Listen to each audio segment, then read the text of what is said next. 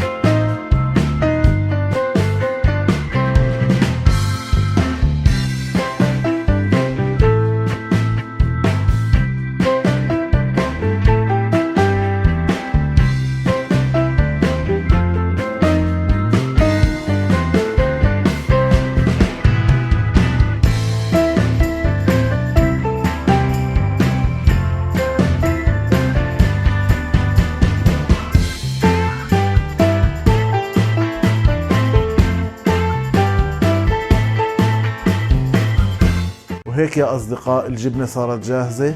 استنونا في الحلقة الجاي مشان نشوف كيف بدنا نعمل الكنافة في البيت. تنسوناش باللايك والشير إذا عجبكم الفيديو، اشتركوا بالقناة وفعلوا زر الجرس، وسلام.